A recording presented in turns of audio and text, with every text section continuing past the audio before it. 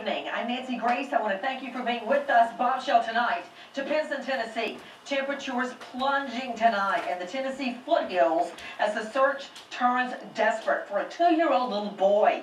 Little Noah disappears hiking with grandma. Focus, of course, on local registered sex offenders, 28 within just 10 miles of where the tot goes missing. More beyond that 10-mile radius at this hour. Search teams and investigators battling not only vicious weather, but rumors now swirling around the boy's family and the search sites. Straight out to Michael Quander joining us from CNN affiliate WREG. Michael, what can you tell me about the search expanding? Well, the search is still going on right now. There are more than 100 law enforcement crews out here on the scene where the search is going on. We're told that they are continuing to forever expand this search, and they're also kind of going over grounds that they have already been over before. One of the interesting things that happened overnight, they've added 2 porta potty areas for people to use the restrooms out there, which is a clear indication that this is probably not going to be over anytime soon. Everyone, law enforcement assuring us this is a search and recovery mission. And joining me there on the scene, in addition to Keith Shirley, with us, our affiliate reporter, WREG, Michael Quander. Michael, I understand that the search has expanded from 600 to 800 to 1,000, now 1,200, square miles? How? You know, I do not have the exact. They are continuing to go as far as they can to find out where little Noah is. They said they're going to continue to expand in those woods. They're not going to go outside of that wooded area, though. They're going to focus their attention on those woods because that's where they believe he is right now.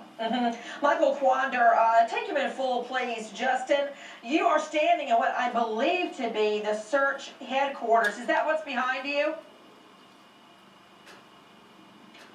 Right now, this is the volunteer church headquarters. This is the Pinson Baptist Church.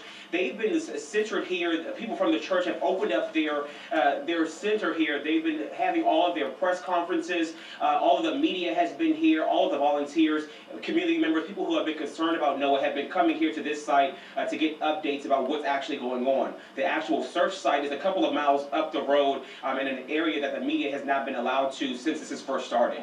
Michael Quander, where are Noah's parents right now? We're told Noah's parents, we're told, are in Pinson, Tennessee. We're told they were not given an exact location where they are, but I went past a house that has an address listed for the parents earlier today. They were not at that home, but we're told that they are still here cooperating with law enforcement. Joining me right now, in addition to Michael Quander with WREG, is Keith Shirley, News Director, 101.5. Keith, thank you for being with us. Michael, thank you as well. Keith, I understand that the temperatures have plunged, that the search is expanding, but tell me, what do you know about why they are expanding the search to 1,200 square miles?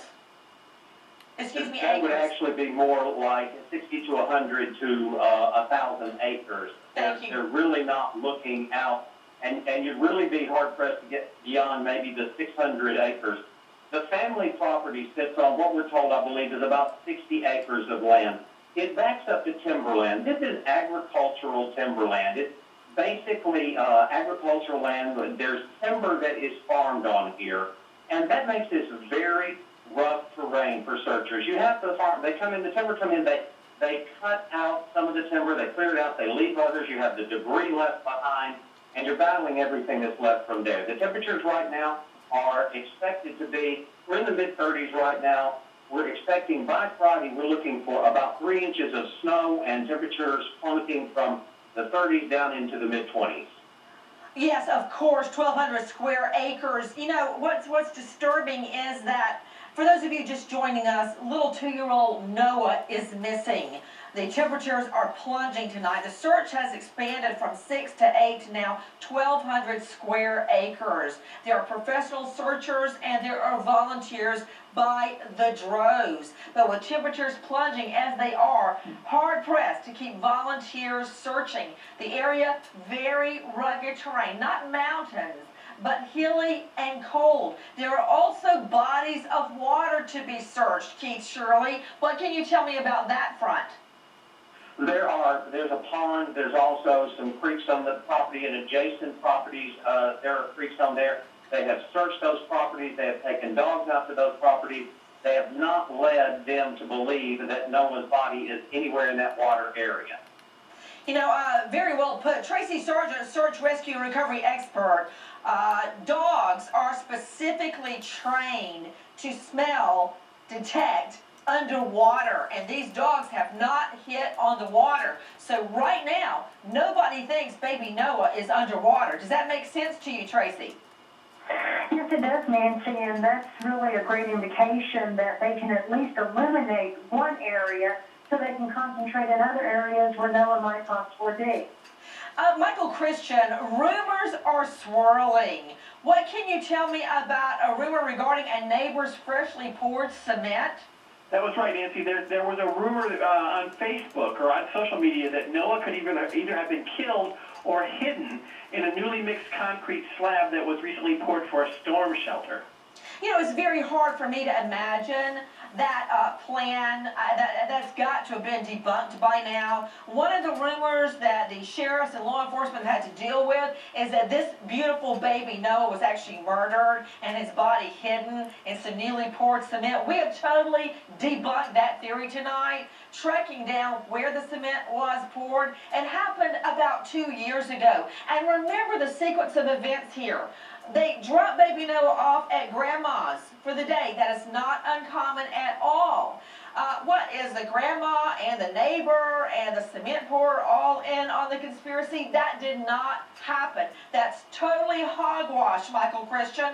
I understand there is also some rumors swirling about the mother at Walmart and strange behavior at the time Noah goes missing.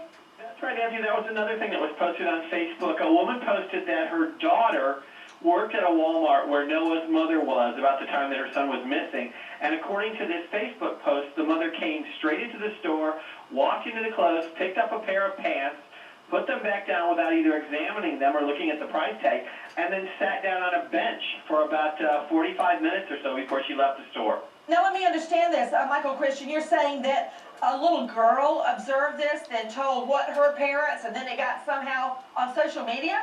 It was actually, the daughter worked at Walmart, so she wouldn't have been a little girl. But yes, okay. Basically it was a daughter told her mother apparently, and it ended up on Facebook. To Mark Klass, president and founder of Klass Kids Foundation, you know what, I don't direct ill will to any of these rumors as they have been described. They're people that are trying to help. Maybe they saw the mom at a Walmart and somehow this story turned into what we just heard, that the mom sat there at the time the child was missing for 45 straight minutes and did nothing while her child had just been reported missing. That's not the information that we have. But typically, Mark Klass, detectives do start first with the parents. Why? I mean, they looked at you when Polly went missing. Of course they did. Yes, of course they did, Nancy, and they always look at parents because when children disappear, more often than not, a direct family member is involved. Statistics will take you there absolutely every time. And I think one of the ways that they could dispel some of these rumors and some of these myths that are going about would be for the family to directly address the media so that people could see who they are and so that people could see how desperate they are. You know, there was a case a couple of years ago of a little girl named Baby Lisa in Kansas City, Missouri, whose parents never went before the media, and rumors continue to swirl around that family, although that case does remain unsolved. So I think that really they could be the best advocates for this little boy, and they could go a long way towards helping their own cause by simply facing the camera and answering questions and making a plea for their child's safety. I mean,